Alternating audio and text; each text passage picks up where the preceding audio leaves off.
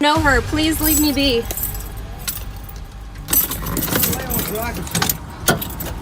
Was telling me to come out and prove that I wasn't her. Who is it? Who is it? Hola, ¿necesitas ayuda? Hay un pantalón de mujer aquí tirado.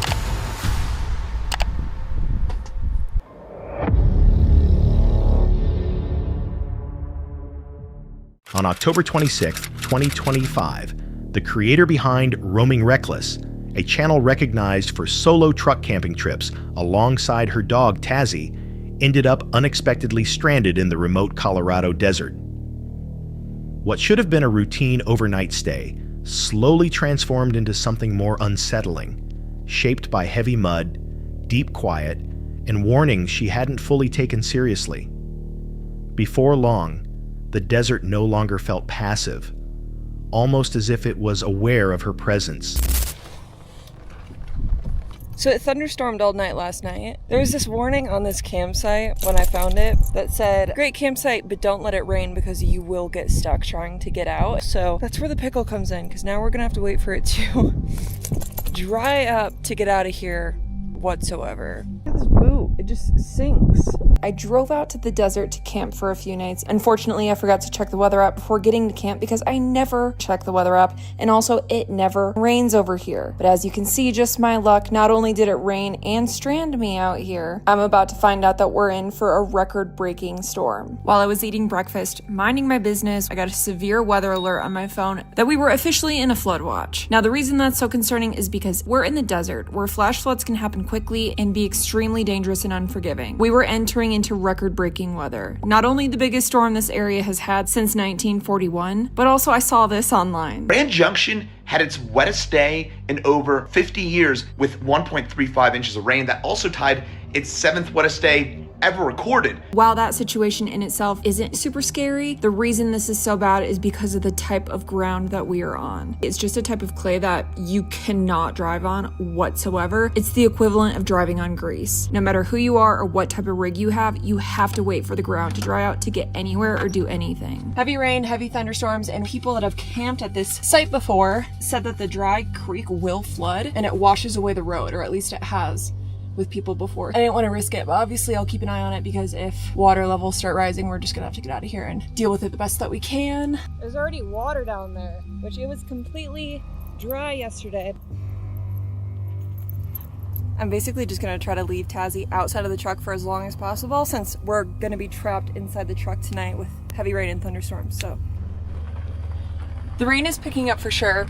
Just monitoring all the water levels. We'll just, off-road through the vegetation. This is all water coming in from the windows.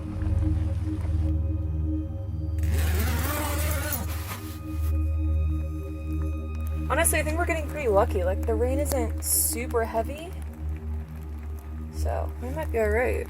You gotta love being stuck in the truck during rainstorms. You know what I'm saying, you guys? I spent a couple of hours being productive. After a while, I finally found a break in the rain to take Tazzy outside one last time before bed. However, when I ran over to check on the dry creek, I heard something sloshing in the water, only to look up and see a pair of eyes reflected directly back into my headlamp. Freaked me out. I ran back to the troopy as quick as I could. That was freaky.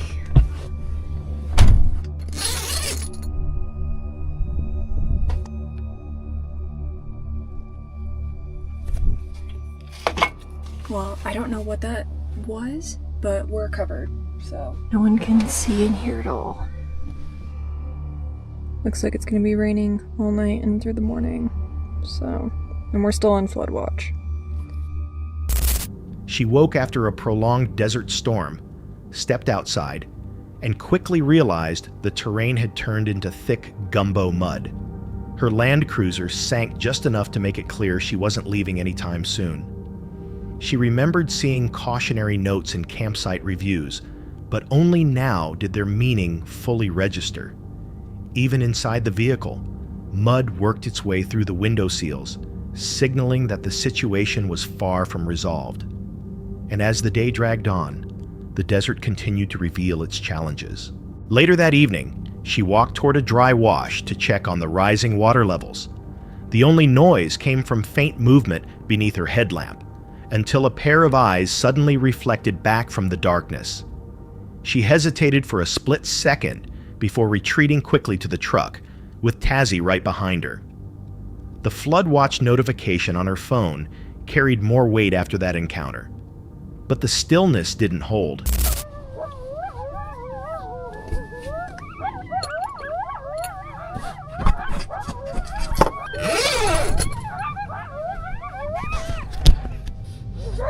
Easy.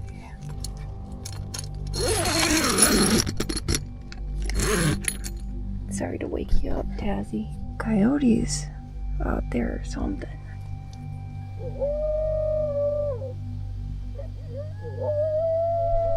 Oh my gosh, I see them.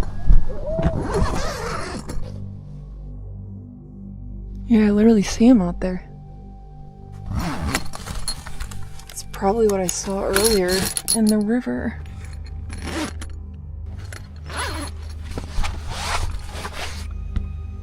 Oh wow. Look at the river. It's so much bigger back there. Holy cow. That is crazy.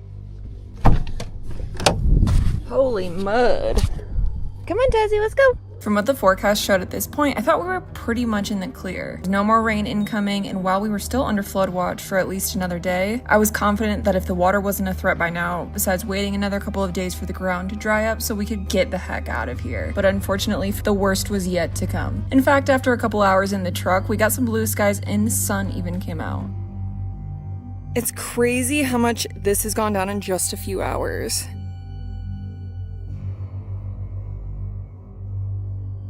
Good for us, because if it keeps up, then we should be able to get out of here by tomorrow. Those reviews online just freaked me out, so I'm like trying to be overly cautious. Well, even though the weather was kind of all over the place, honestly, it was not as bad as it was forecasted, which is good for us. It's definitely a good thing I had a chance to kind of like test all my systems, you know? Anyways, wish me luck that I can sleep well. Hopefully the coyotes don't wake us up in the middle of the night again. I just got woken up by a severe weather alert that says severe thunderstorms coming in with wind gusts, and there's a lot of big hail and severe thunderstorms. It says possible threat to life or property. Gusty winds could knock down tree limbs and blow around unsecured objects. Hail damage possible. Take action within the next hour. Okay. Jeez. Please.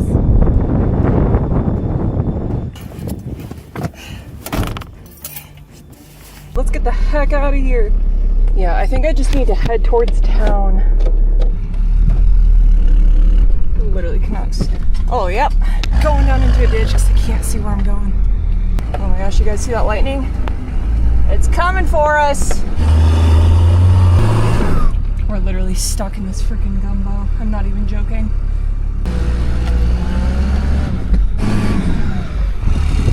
Are you kidding me?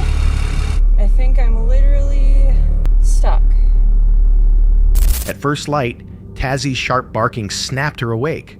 Looking out, she saw coyotes crossing the open terrain, their silhouettes lining up with the eyes she'd noticed the night before. The wash had grown deeper, the mud more stubborn, and Tazzy wouldn't step onto the ground without assistance. Even so, the environment continued to shift.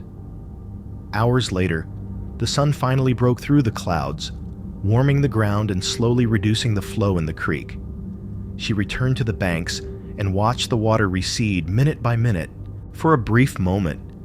Leaving seemed possible, as if the desert was offering a narrow chance. But that feeling faded before the night ended. At 2 a.m., her phone lit up again with a warning about a potential danger to life or property. She packed quickly and attempted to drive out, only to feel the tires sink once more. The vehicle stopped. She was trapped again, alone in the darkness, with no option except to wait for daylight. The only sounds around her were her own breathing and the distant presence of the storm. Some viewers argued the glowing eyes were simply coyotes, noting that animals commonly reflect light that way. Others pointed out how unusually motionless they seemed, as though deliberately observing her, and with comments mentioning that coyotes sometimes target dogs, it raises questions about what was really standing in that wash. If the eyes truly belonged to coyotes, why didn't they move when the headlamp caught them? And if they didn't, what else could have been there in the wash that night as the floodwaters slowly closed in? On September 13th, 2021, solo traveler Sarah Dungo, known for her calm, van life content and quiet nights spent on the road, pulled into a Cracker Barrel parking lot in Asheville, North Carolina. She anticipated a normal, uneventful stop. Instead, a single knock on her van door changed the course of the night, turning an ordinary rest break into an experience she would never forget. Essentially, I was coming off a nature high and recharged for the next leg of my journey. My next destination was Asheville, North Carolina. Asheville is a medium-sized city with a pretty artsy vibe, and the first day was great. It has a good selection of restaurants, fun shops, and interesting people about. So the first night in the city, I decided to spend the night at a Cracker Barrel. They're similar to Walmart in that they allow you to spend the night if you're passing through. So I ended up spending the night here. There were some other RVs around, and I had a very peaceful sleep. After that, I decided to stick around the city for one more day and explore a little more. The second day in the city was similar to my first, but the night was completely opposite. I decided to park overnight at a different Cracker Barrel across the town. The restaurant began closing and the parking lot slowly began emptying until I found myself alone in the middle of making dinner. I was totally in my own world when I heard an alarming knock. Know her, please leave me be.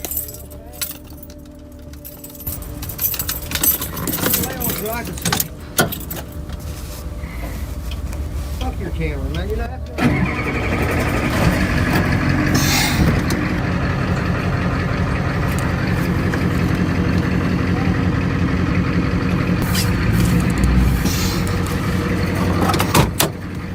She starts by reassuring viewers that she was not physically hurt, though the memory stayed sharp. The evening began routinely, hours of driving behind her, a still parking lot, and the comfort of familiar habits.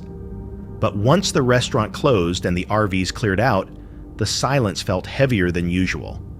Some nights shift without warning. While preparing dinner inside the van, a sudden, forceful knock shook the door. A man, appearing disoriented and persistent, claiming he was searching for someone connected to the restaurant, stood close, knocking and calling out. Sarah remained completely still, shutting off all lights and staying silent as he hovered nearby. Fear escalates quickly when intentions are unclear.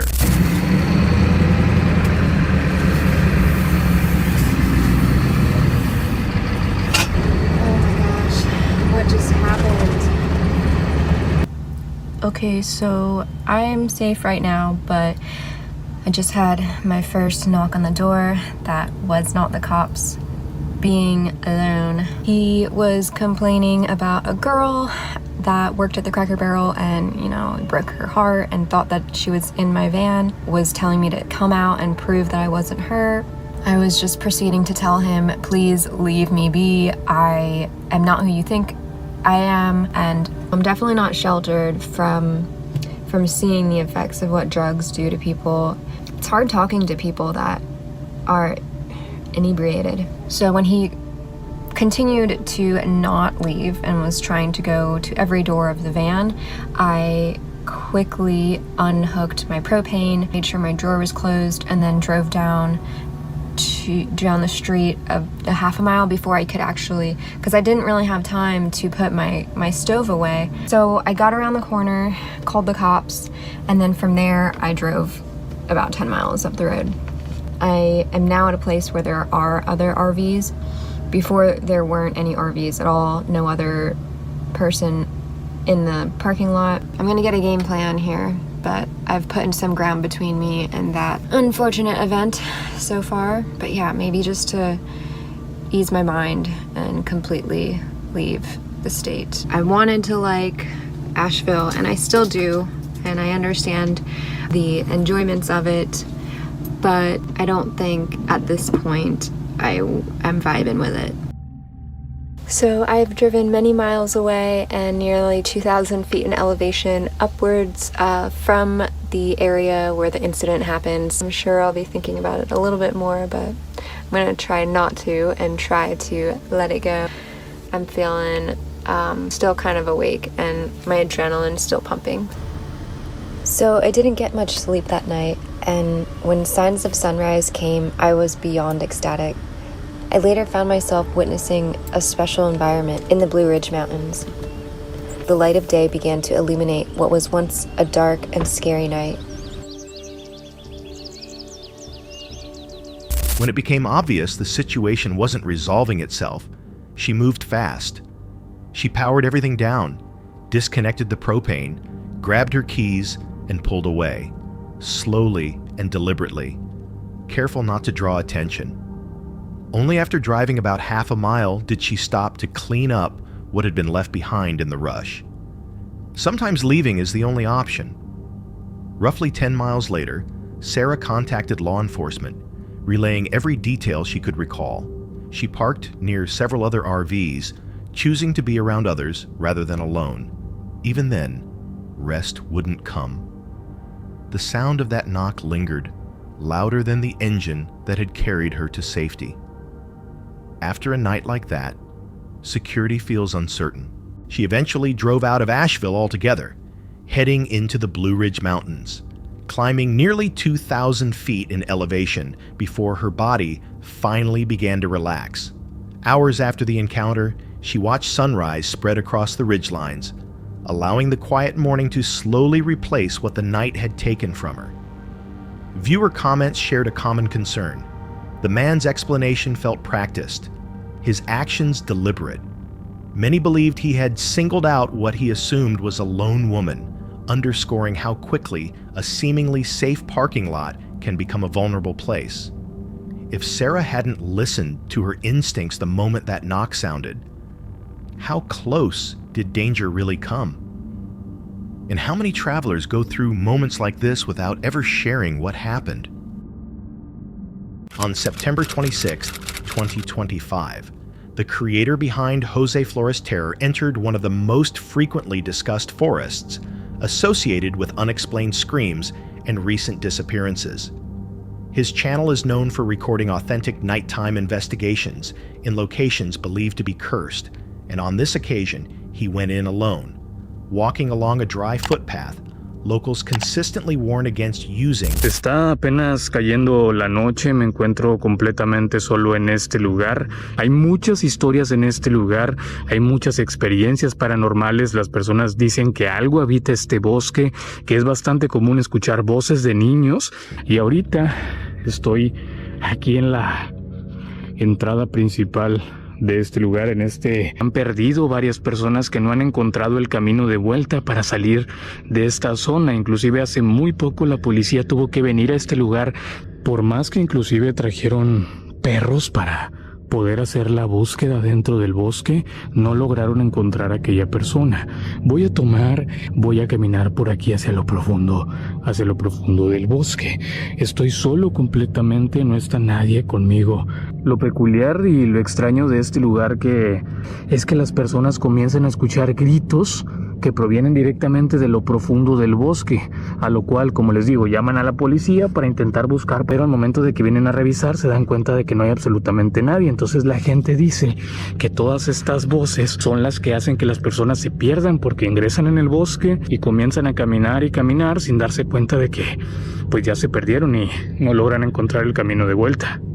Si se llega a escuchar de repente aquellas voces, simplemente lo que me recomendaron y lo que me dijeron que hiciera es no hacer caso a aquellos gritos, aquellos lamentos que se escuchan dentro de este lugar, que es la única manera de que no te pierdas en el bosque, pues simplemente no son reales. Aquí estoy ya avanzando a otra zona. Ok, se acaban de escuchar pasos atrás de mí. De repente como si viniera algo atrás de mí, porque se siente como una presencia atrás. Y pues la verdad, de momento parece ser que solamente se escuchan como pequeños pasos detrás de mí. como si crujieran las ramas de repente, como si anduviera algo caminando cerca de mí, pero no sé si sea algún animal, pero se escucha grande porque truenan las ramas como fuerte. Entonces acabo de llegar a una zona en donde hay como mucha basura tirada y aquí estoy viendo más veladoras de la muerte, pero aquí empieza a ver como, miren, acá hay más veladoras. Esta de aquí es otra, es una veladora. Toda la zona, todo el suelo está lleno de veladoras. Hay algunas prendas de ropa también tiradas en el suelo, mucha basura. Si se alcanza a ver por ahí, miren, déjenme ver si puedo sacarla. Aquí, esa de ahí, es una cinta de precaución. Esta cinta de precaución las colocan cuando sucede algo acá, cuando acordonan toda la zona para buscar a alguien o que haya sucedido algo malo acá. Esas cintas de precaución. Se están escuchando voces. Hoy.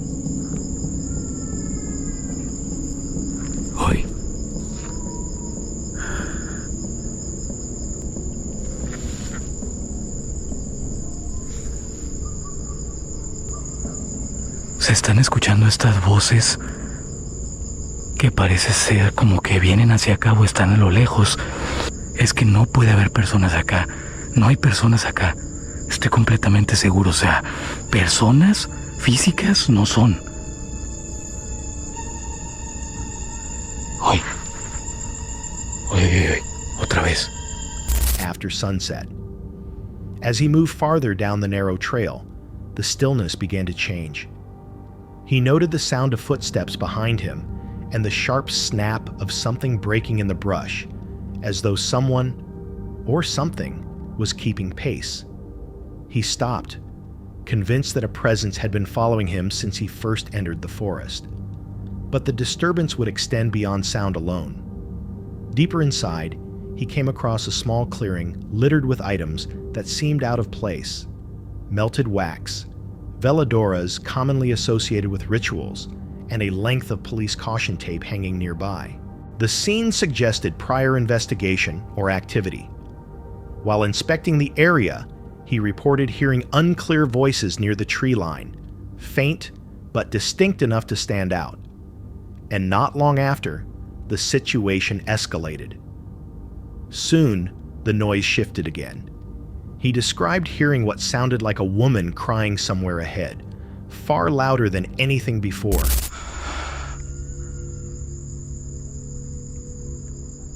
No sé qué horas sean, ni sé cuánto he avanzado.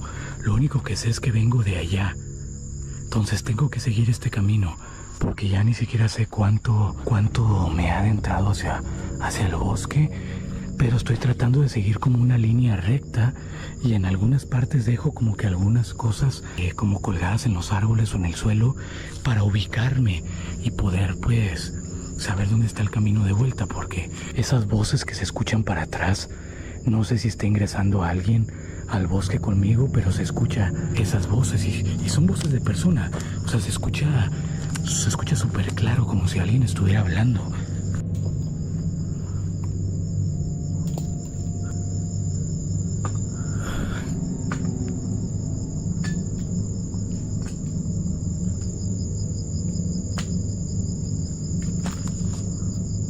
¿Hay alguien? ¡Hey! Ay.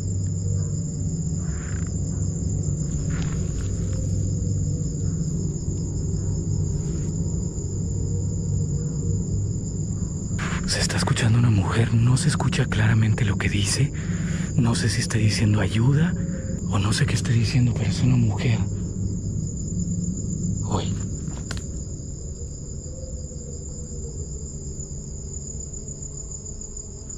Hola, ¿necesitas ayuda?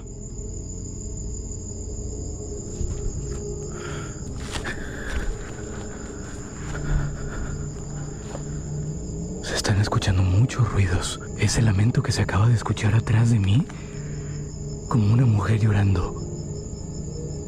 Hoy. Hay como algo quejándose, como pidiendo ayuda. Acabo de sacar el detector de energía. En esta zona Se supone que capta el campo electromagnético y ha estado parpadeando en rojo varias veces. Inclusive ha llegado hasta esta zona, que se supone que ya cuando llega a esa zona es porque alguna presencia o algo se está acercando mucho. Ok, aquí el camino se empieza a poner un poquito más complicado. Estoy viendo muchas telarañas.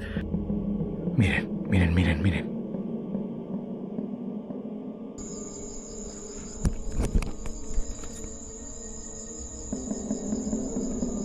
Uy.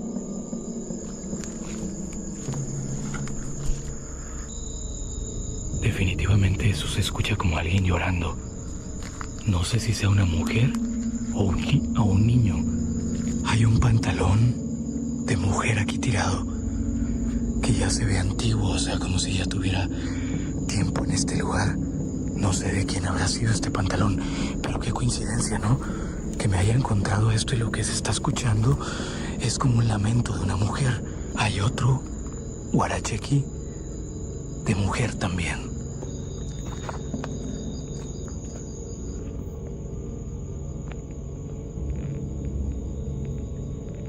Me acabo de dar cuenta de que estoy confundido con el camino, porque según yo venía por acá, y aquí derecho era el camino, pero ahora resulta que el camino ya no está ahí. Ahora hay otro camino por acá, y yo estaba seguro que el camino era por acá. O si el camino pareciera hasta que inclusive se cerró, porque había un camino por ahí. Ahorita pasé por ahí, pero ya no está. ¿Saben qué es lo peor de todo? Es que no hay señal aquí. No hay nada de señal. No funciona la señal aquí adentro. Estoy siguiendo toda esta basura que está acá. Eso quiere decir que esta es la parte del pequeño río que vimos al principio. No sé qué es lo que hay acá. No sé si hay alguien en peligro en el bosque. Yo estoy completamente seguro que esas voces que se escucharon no son de personas. Quiero creer que no son de personas. Nadie va a estar acá. Ya estoy viendo por acá el letrero de salida por el lugar en donde entré. Voy a hacer la llamada a la policía para que vengan a buscar este lugar. At the same time, his energy meter repeatedly spiked into the red. When he attempted to retrace his steps, he realized he was no longer on the same path, with the surroundings appearing unfamiliar. Close by, he discovered a pair of women's pants lying on the ground, further deepening the confusion surrounding the area. Eventually, he located an exit sign and left the forest, contacting authorities afterward. Police later confirmed they had received multiple reports involving unexplained cries coming from that same location. Many viewers said they could hear the same woman's cry he described, while others focused on the ritual items and police tape as evidence of earlier incidents. Some questioned whether another person had been present in the forest with him, out of frame, yet close enough to follow. If multiple people heard the same cry, but no one was ever located, what exactly remained concealed among the trees? And if the path seemed to change behind him, was he simply lost? Or was something leading him somewhere he was never meant to go? Alex, a photographer based in Albuquerque, New Mexico, often explores forgotten places, from underground tunnels to abandoned towns, capturing gritty, atmospheric shots of decay and isolation. On November 26, 2024, he uploaded footage from one of his latest solo trips, this time to Yeso, a nearly abandoned ghost town in eastern New Mexico. Like many of his adventures, the day was spent walking through empty streets, capturing images of crumbling structures, and appreciating the eerie silence of a place long forgotten. For Alex, solitude was part of the appeal. As the sun dipped below the horizon, he decided to park his camper van in the middle of town. Deserted, so there's no one around. Some houses located on the outline area, on the outskirts of this town, maybe like 4 or 5. But other than that, I'm pretty much surrounded by, the heater came by and scared the hell out of me. Surrounded by just houses that are a ghost town. So let me show you. I'm having some pozole that I warmed up on the stove.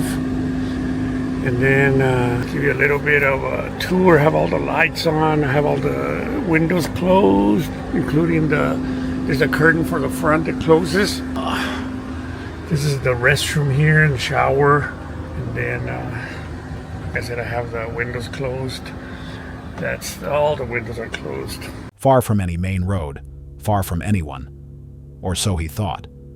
After cooking a quiet dinner and giving a brief tour of his van setup, Alex settled in for the night. With all the windows covered and the interior warmly lit, it felt safe, even peaceful. The remoteness brought comfort in its own way. After all, what were the odds of someone stumbling upon a van in a town with no residents? So anyways, I'm going to sign off, and we'll see you on the next one. Okay? Bye. Okay, guys. Something woke me up. I heard, I think, sounded like footsteps. I'm not sure if that's what woke me up. I put on my pants and my shoes just for in case. I was asleep. I got all my windows closed. I got this light here, but I don't know if they can see it. But I suddenly heard footsteps. Something woke me up. I'm not sure what it was. Oh, fuck. Just for in case. Oh, shit, I heard the footsteps again. Looks like they went to the back. What the fuck? Okay, somebody's definitely outside. I don't think I'm gonna stay here. Honestly, I end up shooting somebody. Fuck. Who is it? Who is it? Who is it? There's somebody inside. Son of a bitch. I don't even know if I'm gonna go outside. Who is it? Fuck it. Fuck it. I'm coming outside, man. Sometime after falling asleep, he woke suddenly. A noise, something that sounded like footsteps, had stirred him from his rest. Not entirely sure what he'd heard, he got up and listened closely. Then he heard it again. The sound circled around the van. Soft, deliberate movement.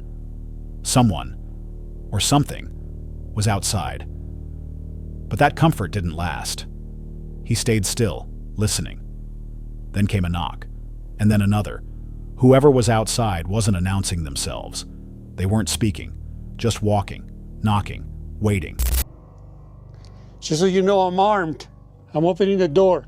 Who's there? I don't see anybody.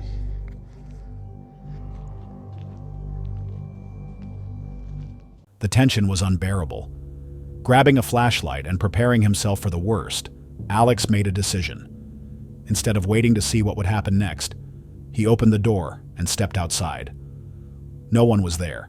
Whoever it was had vanished into the night. Rattled and completely on edge, he didn't waste time. Within minutes, Alex packed up, started the van, and drove off, heading towards somewhere with lights, noise, and maybe even people. He never found out who was outside that night. It could have been someone passing through, a drifter who noticed his van and decided to investigate. Or maybe a prankster, someone watching from the shadows to scare a lone camper. But there's also the unsettling possibility that it wasn't a person at all. When you're that far off grid, even normal things can feel supernatural. But unexplained knocking, footsteps, and complete silence after confrontation? That raises more questions than it answers. What would have happened if he hadn't woken up? Or if he hadn't spoken up and mentioned being armed? Do you think it was just a curious stranger? Or something more disturbing hidden in the dark? Let us know what you believe. Because in ghost towns like Yeso, the silence might not mean you're alone. This unsettling clip was uploaded on March 16th, 2022 by the YouTube channel Bigfoot Testimony. The footage shows a winter retreat where a group of friends rented a remote cabin to spend the Christmas holidays surrounded by snow-covered wilderness. At first, everything felt calm and comfortable, the kind of peaceful escape people imagine when leaving the city behind for a few days. But that calm didn't last. Fucking hell. Oh, okay. It's not an animal, is it?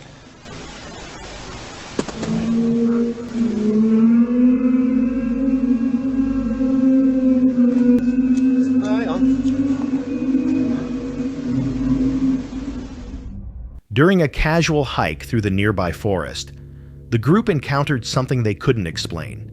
Without warning, a loud and unnatural sound echoed through the trees. It was powerful, disorienting, and unlike any animal noise they recognized. The sound was captured briefly on camera, but no further context was provided. There's no footage showing what happened afterward, no return to the cabin, no explanation from the people involved. And that lack of answers made the moment even more unsettling. Viewers quickly began speculating. Some suggested it could have been a natural geological event, such as underground movement or shifting Earth. Others believed it was something far more mysterious. Several commenters claimed they had heard similar sounds before, often in remote areas and under strange circumstances. One recurring theory pointed to Bigfoot, a creature said to inhabit forests and produce eerie, unearthly vocalizations. Still, with no visible source and no additional evidence, there's no way to know for sure. So what do you think caused the sound? Was it an unexplained natural phenomenon? A cryptid just out of frame? Or something even more chilling? Share your thoughts in the comments, because in places like this, sometimes the scariest thing isn't what you see. It's what you hear. Ben, the creator behind 401 Files, is known for investigating the strange and unexplained, from eerie occurrences to ancient folklore. His passion for solo camping and wilderness exploration often brings him to places where mystery and reality seem to overlap. On September 27, 2023, Ben set out once again with his dog Lily, traveling to North York Moors National Park in England. The area has long carried a reputation for unexplained sightings, including shadowy figures, strange lights, and sounds with no clear source. For Ben, that reputation made it an ideal location, especially after nightfall. You know, as with a lot of the places that I explore, throughout the day it's a beautiful location. There's not really much here now that is giving me the heebie-jeebies. Like, there's nothing here giving me a bad vibe. The hair isn't standing up on the back of my neck for any reason. It's just genuinely a beautiful location. But as we all know here on the channel, these locations, these hotspots for strange phenomena, take on a different character altogether after nightfall. Now, I'm not suggesting that things can't happen and people can't have experiences here throughout the day, because they can. And in fact, most of the things that come from this area, most of the report, do happen throughout the day. But I just feel like exploring and investigating in any location after nightfall makes the task that much easier, because it eliminates straight away a lot of human and man-made things that we might hear or see. After nightfall in this location, there should be really no real reason for anybody to be here other than me. During daylight hours, the area felt normal. The landscape was wide, quiet, and scenic, with no immediate sense of danger, just the stillness that comes with remote terrain. As evening approached, Ben prepared for the real purpose of his trip, a nighttime investigation near the ruins of an ancient Roman fort. Once part of a military outpost more than 2,000 years ago, the site has long been associated with reports of shadow figures, whispered voices, and an uneasy feeling of being watched. He set up camp nearby and walked toward the ruins before darkness fully settled. His goal was straightforward: to observe whether anything unusual would occur in a place once filled with life, now abandoned and silent. That's when something unexpected happened. It's just there's so many coincidences happen after that. I keep looking in, I keep checking in with Lily just to make sure that she's not picking up on anything, and right now she doesn't seem like she's alert. She's alert.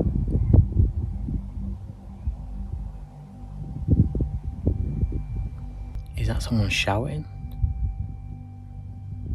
What the hell is that?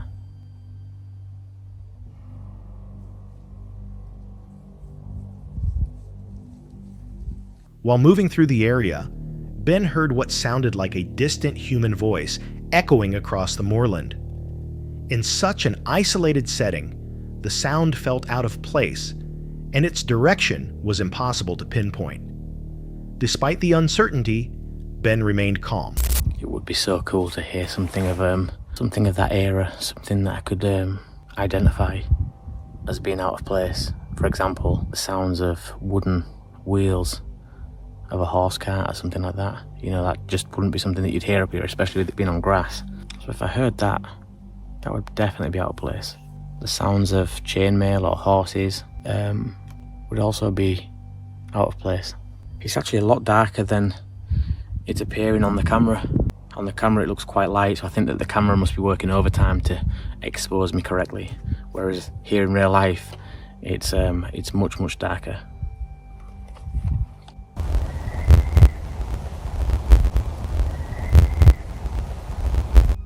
It's crazy to think that I'm near. He began a quiet EVP-style session, asking questions into the darkness and listening for any response. He directed his attention toward whatever presence might still linger there, but nothing clearly answered. If there is any Roman soldiers that were stationed in this barracks, that served here for any length of time, that wishes to communicate, please step close to the device held in my hand. If that was you that stepped close to the device in my hand, could you please do this again?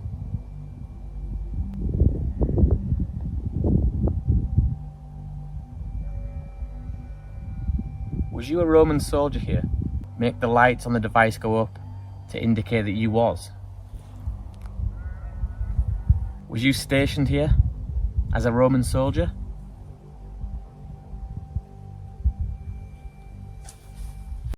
As night deepened, he watched Lily closely. She remained alert but calm, listening without showing fear, which helped steady him. With no further activity and temperatures dropping, Ben eventually returned to camp.